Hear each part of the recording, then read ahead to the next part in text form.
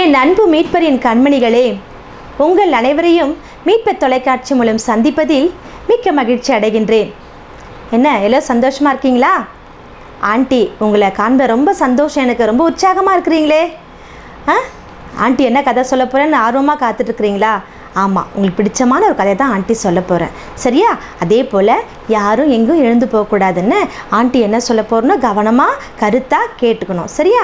கொஞ்ச நேரம் தான். முதல்ல ஆண்டி ஒரு வசனம் படிச்சுட்டு அதுக்கப்புறம் உங்களுக்கு பிடிச்ச கதை, ஒரு சின்ன ஜெபம், அதோட முடிஞ்சிடும் ப்ரோக்ராம், சரியா? யாரும் எங்கே போகக்கூடாது. ஆண்டி இப்போது வசனத்தை வாசிக்கட்டுமா? மத்தேயு எழுதிய நற்செய்தியிலிருந்து வாசகம், அதிகாரம் 25, வசனங்கள் 35 முதல் 40 முடிய. நான் பசியாய் இருந்தேன், நீங்கள் உணவு கொடுத்தீர்கள். தாகமாய் இருந்தேன், என் தாகத்தை தணித்தீர்கள். அந்நியனாக இருந்தேன், என்னை ஏற்றுக்கொண்டீர்கள். நான் ஆடையின்றி இருந்தேன், நீங்கள் எனக்கு ஆடை அணிவித்தீர்கள். நோயுற்றிருந்தேன், என்னை கவனித்து கொண்டீர்கள். சிறையில் இருந்தேன், என்னை தேடி வந்தீர்கள் என்பார். அதற்கு நேர்மையாளர்கள், ஆண்டவரே, எப்பொழுது உம்மை பசியுள்ளவர்களாக கண்டு உணவளித்தோம்? அல்லது தாகம் உள்ளவராக கண்டு உமது தாகத்தை தணித்தோம்? எப்பொழுது உம்மை அந்நியராக கண்டு ஏற்றுக்கொண்டோம்? அல்லது ஆடை இல்லாதவராக கண்டு ஆடை அணிவித்தோம்? எப்பொழுது நோயுற்றவராக அல்லது சிறையில் இருக்க கண்டு உம்மை தேடி வந்தோம் என்று கேட்பார்கள்.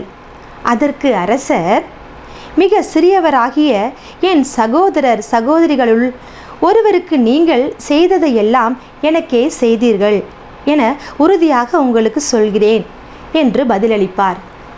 இது கிறிஸ்துவின் நற்செய்தி. கிறிஸ்துவே உமக்கு புகழ். என்ன வார்த்தையை கவனிச்சிங்க இல்லையா? கவனிச்சிங்க தானே? சரி, இப்போ ஆண்டி கதை சொல்கிறேன். என்னென்னு, இப்போது ஒரு கிராமத்தில் ஒரு 2 அங்கிள் இருந்தாங்களாம். அந்த 2 அங்கிளில் ஒரு அங்கிளுடைய வேலை என்னென்னா, 24 மணி நேரமும் ஆண்டவருக்கு ஊழியம் செய்யணும். அப்படின்னா என்ன, அவர் மற்ற வேலையே பார்க்க மாட்டார். அவர் ஆண்டவரை பாடி துதித்து ஆராதிச்சுட்டு அப்புறம் யாராவது வந்தாங்கன்னா அவங்களுக்கு ஆண்டவரை பற்றி சொல்லுவார். இதுதான் அவர் வேலை, ஃபுல் டே அவருடைய வேலை. இப்படி பண்ணிகிட்டு இருந்தார் ஒரு பக்கம். இன்னொரு அங்கிள் என்ன பண்ணுவாராம், அவர் அவங்களுக்கு மனைவி இருக்கிறாங்க, பிள்ளைங்க இருக்கிறாங்க. என்ன செய்வார், காலையில் எழுந்ததும் ஒரே ஒரு வாரம், ஆண்டவரே இந்த நாளை எனக்கு கொடுத்தீங்களே உமக்கு நன்றி சொல்லிட்டு கொடுக்கணும். அதுக்குள்ளே அவங்க மனைவி கத்துவாங்களாம், என்னங்க குழந்தைங்களை கொஞ்சம் எழுப்புங்கன்னு சொல்லுவாங்களாம். இவரும் ஓடி போயிட்டு சரிம்மான்னு சொல்லிட்டு குழந்தைங்க என்னங்க குழந்தைங்க எழுப்புனா மட்டும் போதுமா, கொஞ்சம் குளிக்க வைங்க சொல்லிட்டு குளிக்கவும் வைப்பாராம். அதுக்கப்புறம் பிள்ளைங்களை சாப்பிட வைக்க சொல்லுவாங்க. நொச்சுன்னு எல்லா வேலையும் சொல்லுவாங்களாம் மனைவி. ஏன்னா அவங்களும் பாவம், அவங்களும் வேலைக்கு போகணும் இல்லையா?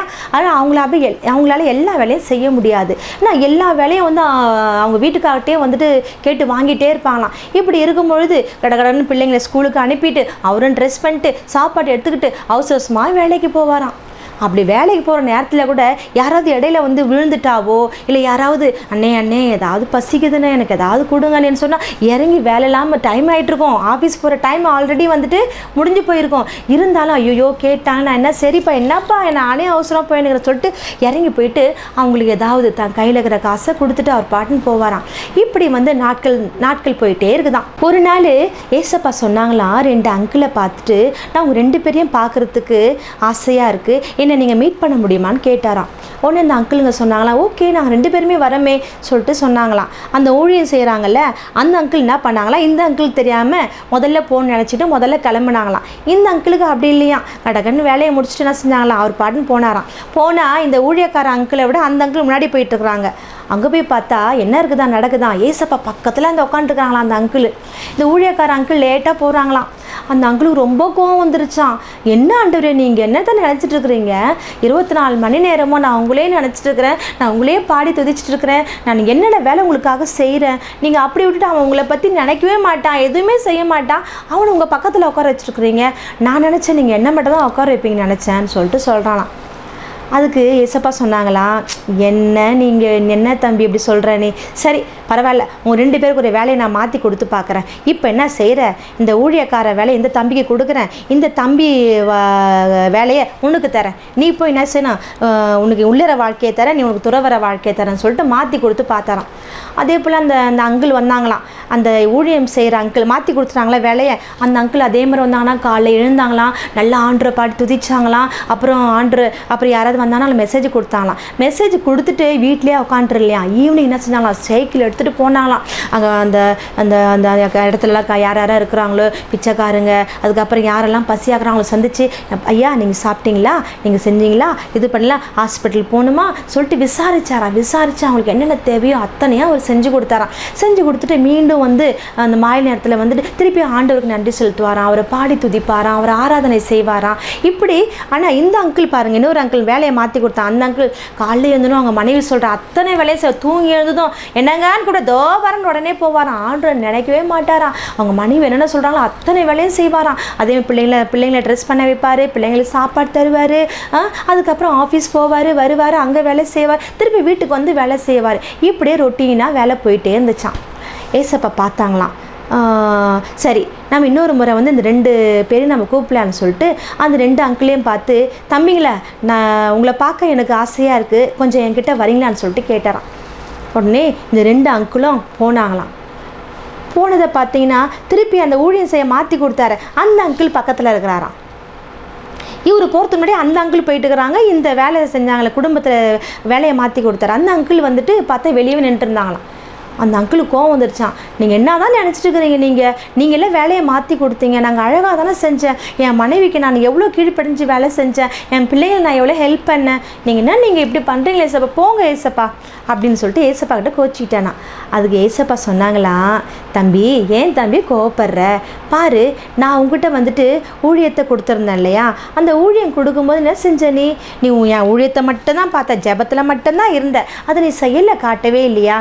நான் என்ன சொன்னேன்னு, தாகமாக இருக்கிறவருக்கு தண்ணி கொடுக்கணும், பசியாக இருப்பவருக்கு உணவு கொடுக்கணும்னு சொன்னேனே, அது என்னைக்காவது நீ செஞ்சியா, நீ செய்யவே இல்லை. ஒன்லி என்ன செஞ்ச, நீ தாகமாக இருக்க தண்ணி கொடுக்கணும், பசியாக இருக்கலாம் உணவு கொடுக்கணும்னு சொல்லிட்டு ஆண்டவர் சொல்கிறாரு மட்டும் சொல்லிட்டே இருந்தே தவிர உன் செய்கை நீ காட்டவே இல்லையே தம்பி.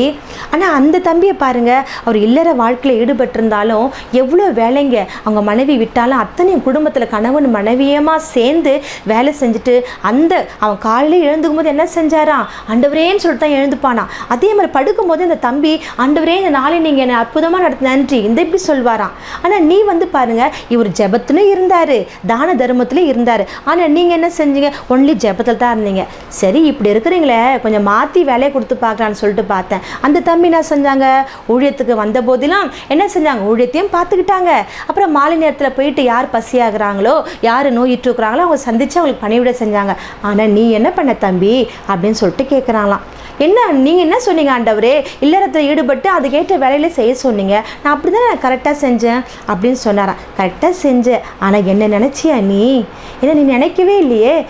உங்கள் மனைவி என்ன சொல்கிறாங்களோ அத்தனை வேலையை மட்டும் செஞ்சே தவிர நீ அதிகாலையில் என்னை நினைக்கல, இரவு படுக்கும்போது என்னை நினைக்கல, எப்படி அது சொல்லு. பாருங்க, மனிதனாய் பிறந்த நீங்கள் ஒவ்வொருவரும் ஜெபத்துலேயும் இருக்கணும், அது செய்கையில் காட்டுவதை நீங்கள் சிறந்திருக்கணும். அதுதான் உண்மையான ஜெபம். நீ ஏதாவது ஒன்று சொன்னால் ஒன்று விட்டுரு, அது எப்படி அது.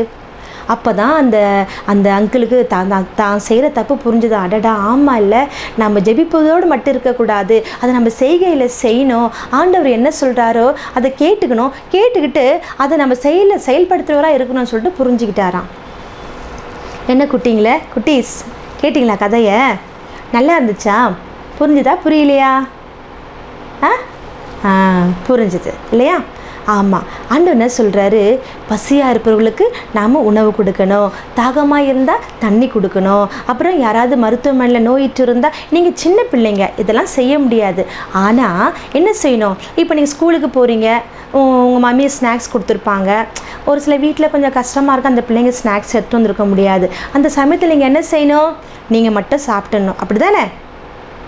தப்பு, அப்படி செய்யக்கூடாது. என்ன செய்யணும், 4 பிஸ்கட் மம்மி கொடுத்துருந்தா என்ன செய்யணும், சரி நீ 3 கூட சாப்பிடு, உனக்கு ரொம்ப அன்பு இருந்தால் நீ 2 அவங்க 2 அப்படி கொடுக்கலாம். இதுதான் இந்த சிறு வயசில் நீங்கள் கற்றுக்கொள்ள வேண்டிய பாடம். இதுதான். நம்ம ஆண்டோட பிள்ளையாக இருந்தால் மட்டும் போதாது, ஆண்டவர் என்ன செய்ய சொன்னாரோ நாம் அதை வாழ்விலே செய்யணும். நீங்கள் அப்படி கொடுத்து பாருங்களேன், ஆண்டவர் உங்கள் மேலே எவ்வளோ அன்பாக உங்களை நேசிப்பார் தெரியுமா? அதே மாதிரி உங்கள்கிட்ட ஒரு 2-3 பென்சில் இருக்கும், ஆனால் ஒரு சில பிள்ளைங்களால் பென்சில் கூட வாங்க முடியாது இல்லையா?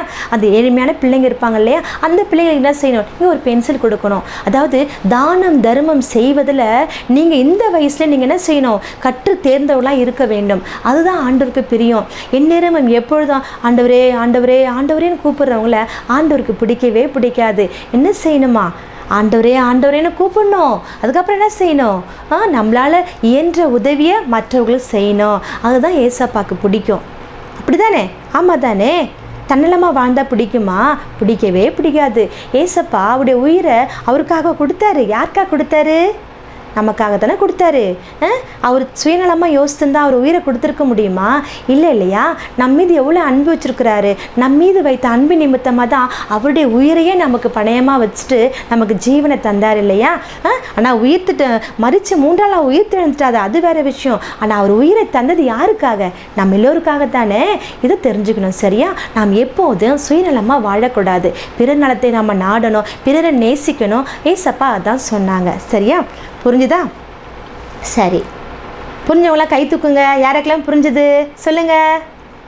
புரிஞ்சுதா? Very good very good. ஆண்டிக்கு ரொம்ப சந்தோஷமாக இருக்குது. இவ்வளோ உற்சாகமாக கேட்டிருக்கீங்க. அது எல்லோருக்கும் புரிஞ்சுதா? சந்தோஷமாக இருக்கே. Very good. சரி, இப்போது ஜெபம் செய்யலாமா?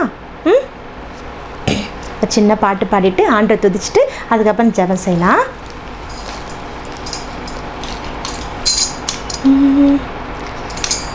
எனது கரங்கள் உம் பணி புரிய, எனது கால்கள் உம் வழி செல்ல, எனது கரங்கள் உம் பணி புரிய, எனது கால்கள் உம் வழி செல்ல, எனது கண்கள் உம்மையே பார்க்க, எனது கண்கள் உம்மையே பார்க்க, எனது நாவும் உம் புகழ் பாட பயன்படுத்தும் இறைவா. பதரான என்னை பயனுள்ள கருவியாய் பயன்படுத்தும் இறைவா, பயன்படுத்தும் இறைவா.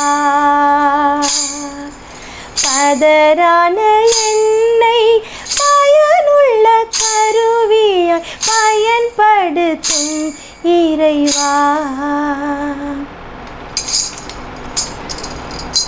ஆம், இரக்கமும் உருக்கமும் நீடிய சாந்தமும் மகா கிருபையும் நிறைந்த எங்கள் அன்பு மேய்ப்பரே, நாங்களுமே மனதார துதிக்கிறோம், ஸ்தோத்தரிக்கிறோம், ஆராதிக்கிறோம் சுவாமி. அப்பா, இந்த மீட்பர் சேனல் மூலியமாய் ஆண்டவரே, இந்த மீட்பரின் கண்மணிகள் ப்ரோக்ராமிலே என் பிள்ளைகளை சந்திக்கும்படியாக நீர் கிருபை செய்திரே. உம்மை மனதார துதிக்கிறேன் ஆண்டவரே, உம்மை வாழ்த்துக்கிறேன், உம்மை போற்றுகிறேன் ஆண்டவரே. ஒவ்வொரு பிள்ளைகளும் சமூகத்தை நான் தாழ்த்தி ஒப்பு கொடுக்குறேன் ஆண்டவரே. நீங்கள் சொன்னீங்களே, சிறு பிள்ளைகளை என்னிடத்தில் வரவிடுங்க, நான் அவங்களை மிகவும் நேசிக்கிறேன், அப்போ பரலோக ராஜ்யம் அவர்களைப் போல இருக்கிறது என்று சொன்னீங்களே ஆண்டவரே. ஒவ்வொரு பிள்ளைகளும் நாங்களும் கூட சிறு பிள்ளை இருதயத்தை பெற்றவளாய் ஆண்டவரே, எந்த விதத்திலும் ஆண்டவரே பொல்லாப்பு வைத்து வாழாதபடிக்கு ஆண்டவரே சிறு பிள்ளை போல நாங்கள் மாற எங்களுக்கு உதவி செய்யுங்க. இந்த நிகழ்ச்சியை பார்த்து கொண்டிருக்கிற ஒவ்வொரு சிறு பிள்ளைகளின் மீதும் ஆண்டவரே வல்லமையை ஊற்றுங்க. ஆவியானவரின் அபிஷேகத்தை பெற்றுக்கொள்ள கிருபை செய்யுங்க ஆண்டவரே. அப்பா, வாலிபர்கள் மேலும் பாலகரின் வாயை நான் திறப்பேன் என்று சொன்னீங்களே ஆண்டவரே. ஒவ்வொரு பாலகரின் வாயை நீ அகலமாய் திறந்து ஆண்டவரே உன் நாமத்தின் மகிமைக்கென்று நீ பயன்படுத்துங்க சுவாமி. ஆண்டவரே, அவருடைய கண்கள் உம்மை பார்க்கட்டும் ஆண்டவரே, அவர்கள் கால்கள் உம் வழி செல்லட்டும் ஆண்டவரே, அவர்கள் நாவு உம்மை துதித்து பாடட்டும் சுவாமி. ஆண்டவரே, எப்பொழுது உம்மை நோக்கிய வண்ணமாய் ஆண்டவரே அவள் இருக்கனை கிருபை செய்தரலும் சுவாமி.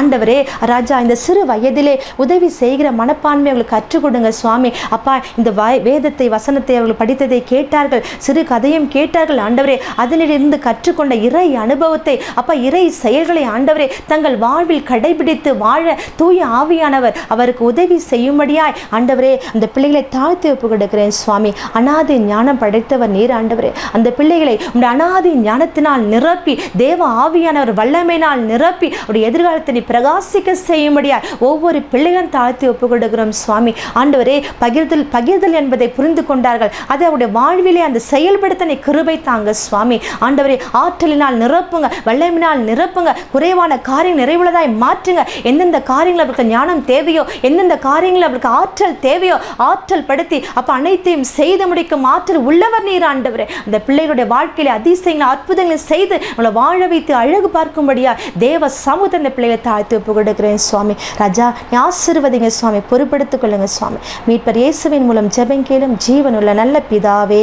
ஆமேன், ஆமேன், ஆமேன். என்ன என் அன்பு மீட்பரின் கண்மணிகளே, கதையை கேட்டீங்க. அது எப்படி இருக்குன்னு சொல்லிட்டு ஆண்டி சொன்னேன் இல்லையா? நல்ல கருத்துக்கெல்லாம் கேட்டுக்கொண்டீங்க. ஆனால் என்ன சொல்வேன் ஆண்டி, தானே கேட்பதோடு மட்டும் இருக்கக்கூடாது. அதை என்ன செய்யணும்? வாழ்க்கையில் செயல்படுத்தணும். அப்போ தான் ஏசப்பா நம்மளை நேசிப்பார். அதுதானே, கேட்பதோடு மட்டும் விடுறது யார்? அவன் மூடன். நம்மளாம் மூடன் இல்லை இல்லையா? நம்மளாம் புத்திசாலி இல்லையா? அகையில் என்ன செய்யணும்? ஆண்டி சொன்ன அனைத்து காரியங்களையும் முடிந்த வரைக்கும் என்ன செய்யணும்? வாழ்க்கையில் செயல்படுத்துவதற்கு நீங்கள் முயற்சி செய்யணும். கட்டாயமாக முயற்சி செய்வீங்கன்னு நினைக்கிறேன். சரியா? அதே போல் என்ன கண்மணிகளே, ஓகே ஆண்டி எல்லாம் முடிஞ்சிருச்சு எல்லா வேலையும். நாளைக்கு இதே நேரத்தில் ஒரு குட்டி கதையோட மீண்டும் உங்களை சந்திப்பேன். சரியா? ஓகே, பாய்.